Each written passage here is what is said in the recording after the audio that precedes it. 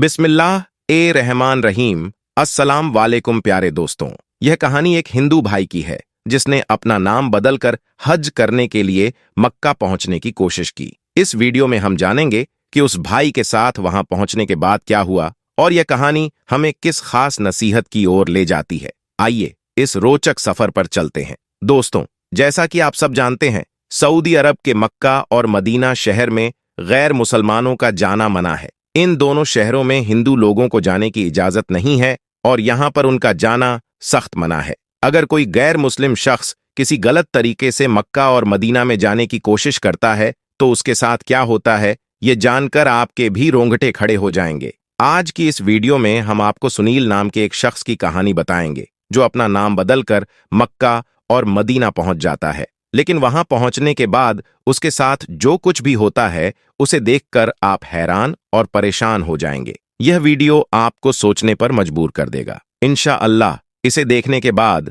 आपकी इस्लाम के लिए सोच बदल सकती है। चलिए दोस्तों, शुरू करते हैं। दोस्तों, मक्का और मदीना मुसलमानों के लिए दुनिया की सबसे पाक और साफ जगह मानी जाती हैं। इन्हें जन्नत का दरवाजा भी कहा गया है। यही वजह है कि हर मुसलमान अपनी जिंदगी में एक बार मक्का और मदीना में जाने की ख्वाहिश रखता है और वहां जाकर हज अदा करना चाहता है। ये वही स्थान है जहां से इस्लाम धर्म की शुरुआत हुई थी और हर साल लाखों मुसलमान यहां अपने रब को राजी करने और अपने गुनाहों की माफी मांगने के लिए पहुंचते हैं। हालांकि जैसा कि आप जानते हैं, मक्का और मदीना में सिर्फ मुसलमानों को ही जाने की इजाजत है। यहां पर गैर मुसलमानों का जाना सख्त मना है। इसका मतलब यह है कि मक्का और मदीना की हदों में मुसलमानों के अलावा कोई भी प्रवेश नहीं कर सकता। यही बात इन पाक शहरों के लिए लोगों की हिरस को और बढ़ा देती है। इसी बात को देखते हुए कुछ लोगों का कहना है कि मक्का और मदीना में कुछ गलत काम होता है। वे यह भी कहते हैं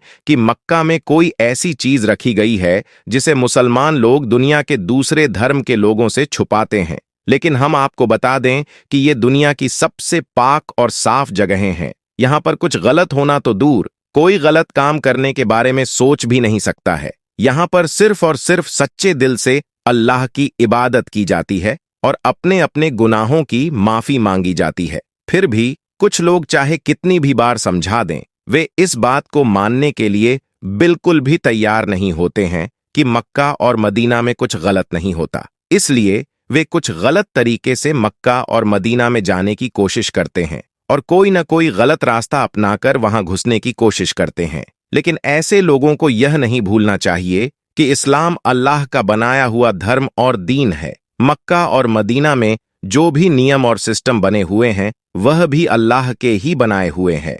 इसलिए जो लोग गलत तरीके से मक्का और मदीना में जाने की कोशिश करते हैं, अल्लाह उन्हें कभी भी कामयाब नहीं होने देता। इतना ही नहीं, आज तक जिसने भी गलत तरीके से अपना नापाक इरादा लेकर मक्का और मदीना में घुसने की कोशिश की है, वह कभी भी काबा शरीफ की इमारत तक नहीं पहुंच पाया है। ऐसे लोगों को या तो सऊदी अरब की पुलिस पकड़ लेती है या फिर अल्लाह की कुदरत खुद ही ऐसे लोगों का हिसाब किताब कर देती है। अब हम आपको भारत के केरल के रहने वाले सुनील नाम के एक ऐसे शख्स की कहानी बताते हैं जिसे सुनकर आपको इस्लाम धर्म की सच्चाई का पता चलेगा। आपके दिल में जो इस्लाम को लेकर गलत फहमियां बनी हुई हैं वह भी दूर हो जाएंगी। दोस्तों, भारत के केरल का रहने वाला एक शख्स था जिसका नाम सुनील था। वह पिछले 20 सालों से सऊदी अरब के रियाद शहर के मलज इलाके में एक ऑफिस में काम करता था। सुनील 20 सालों से अपने एक मुस्लिम दोस्त अदील मोहम्मद के साथ रह रहा था।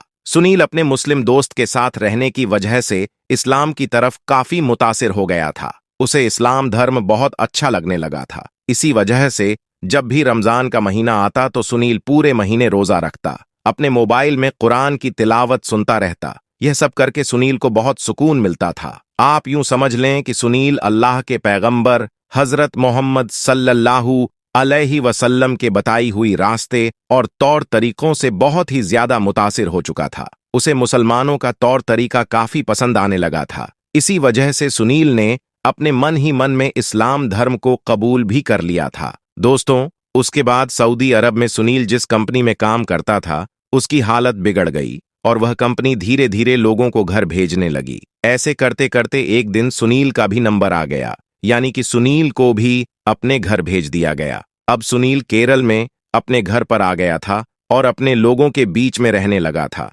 लेकिन अब सुनील को अपने लोगों का तौर तरीका बिल्कुल भी पसंद नहीं आ रहा था। उसे यहाँ पर घुटन सी महसूस होने लगी थी। अब सुनील यहाँ पर दिल ही दिल में अल्लाह की इबादत करता और दुआ करता रहता था कि अल्लाह कोई ऐसी सूरत निकाल दे कि वह वापस सऊदी अरब चला जाए। लेकिन उसकी उम्र ज्यादा होने की वजह से अब उसका दोबारा वीजा भी नहीं लग रहा था।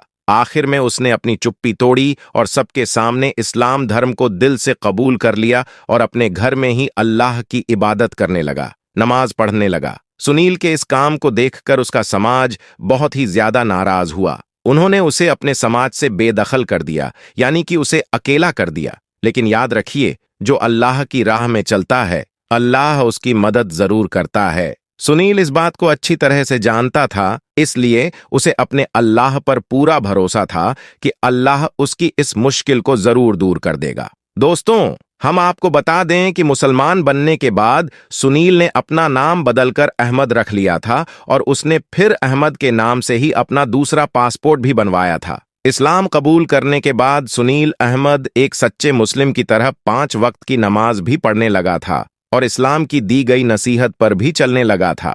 एक दिन सुनील फज्र की नमाज पढ़कर अल्लाह से दुआ मांगने लगा, या अल्लाह, मैं आपका घर मक्का और मदीना की जियारत करना चाहता हूँ। या अल्लाह, मैं हज करना चाहता हूँ। अब मैं हमेशा हमेशा के लिए वहीं पर रहना चाहता हूँ। यहाँ पर मैं घुटन महसूस करने लगा हूँ। या अल्लाह, मेरी इस ख्वाहिश को पूरा कर दें। इस तरह से सुनील ने अल्लाह से गिड़गिड़ाकर दुआ मांगी। अल्लाह ने सुनील की इस दुआ को कबूल फरमाया और कुछ दिनों में सुनील का वीजा लग गया। सुनील उर्फ अहमद हज करने मक्का मदीना पहुंच गया। अब उसने अपने मन ही मन में यह इरादा कर लिया था कि वह जितने भी दिन जिएगा वह वहीं पर रहेगा। यानी कि उसने सोच लिया था कि वह अपनी आखिरी सांस तक मक्का और मदीना में ही रहेगा। वह अल्लाह के इस पाक घर को छोड़कर वापस नहीं आएगा। यही सोचकर उसने इंडिया से अपने साथ अपना कफन भी ले लिया था। उसके बाद सुनील उर्फ अहमद मक्का पहुंचकर उमराह किया और फिर वहां से मदीना चला गया। वहां पर भी वह कुछ दिन रुका। यहां पर भी वह अल्लाह से यही दुआ मांगता रहता था, या अल्लाह, मैं तेरी प्यारी महबूब की बारगाह में आया हूं। अब मैं यहां से वापस नहीं जाना चाहता हूं। या अल्लाह, मेरी दुआ कबूल फरमा। अल्लाह ने उसकी इस दुआ को भी कबूल फरमाया। जब उसका वापस आने का वक्त करीब आ गया तो एक दिन सुबह फज्र के वक्त में वह नमाज पढ़ रहा था। उस दौरान सुनील उर्फ अहमद जैसे सजदे में गया तो अल्लाह की कुदरत से उसके साथ कुछ ऐसा हुआ कि वह वापस सजदे से उठ नहीं सका। उसके सजदे की हालत में ही मौत हो गई और सुनील उर्फ अहमद को वहीं पर दफना दिया गया। अब दोस्तों, आप खुद ही सोचिए, एक गैर मुस्लिम जो कि जन्म से इस्लाम के साथ पैदा नहीं हुआ था, लेकिन इस धर्म की खूबसूरती ने उसे एक सच्चा मुसलमान बना दिया। उसने अपनी आखिरी सांसें भी मक्का और मदीना जैसी पाक जगह पर ली और मदीना की पाक मिट्टी भी उसे नसीब हुई। इससे यह बात साफ हो जाती है कि खुदा अपने बंदों से बेपनाह मोहब्बत करता है। अल्लाह अपने किसी भी बंदे को अपनी रहमत से महरूम नहीं करता है। तभी तो अल्लाह ने सुनील उर्फ अहमद की इस ख्वाहिश को भी पूरा कर दिया और पूरी दुनिया के सामने सुनील को एक मिसाल के तौर पर पेश कर दिया। अब दोस्तों, जो लोग इस्लाम धर्म को गंदा समझते हैं और इस्लाम को बुरा भला बोलते हैं, उम्मीद करता हूं कि ऐसे लोग इस वीडियो को देखने के बाद अपने सोच को बदल देंगे और इस्लाम धर्म की खूबसूरती को समझ लेंगे। इस्लाम, जिसे हम दीन इस्लाम के नाम से जानते हैं, वास्तव में शांति, दया और इंसानियत का संदेश देता है। इस्लाम में अल्लाह की ओर से भेजे गए पैगंबर हजरत मोहम्मद सल्लल्लाहु अलैहि वसल्लम ने हमें एहसान और इंसानियत का पाठ पढ़ाया। जब हम इस धर्म की मूल बातें समझते हैं तो हमें पता चलता है कि यह केवल एक आस्था नहीं बल्कि एक जीवन जीने का तरीका है। कई बार कुछ लोग अपनी गलतफहमियों के कारण इस्लाम को बुरे रूप में देखते हैं, लेकिन अगर हम इसे गहराई से समझें तो हमें पता चलेगा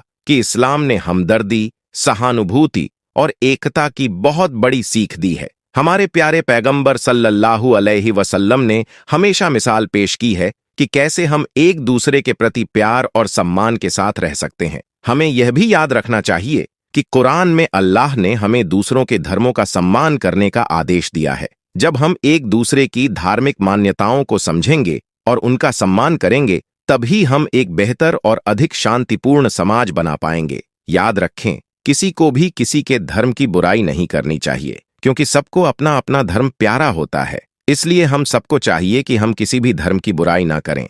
तो दोस्तों, आज की वीडियो में बस इतना ही। आपका हमारी आज की जानकारी के बारे में क्या कहना है, कमेंट सेक्शन में जरूर बताएं। साथ ही वीडियो पसंद आई हो तो वीडियो को लाइक करें, शेयर करें और चैनल को सब्सक्राइब भी जरूर करें। मिलते हैं एक नई वीडियो के साथ, तब तक के लिए अल्लाह हाफिज।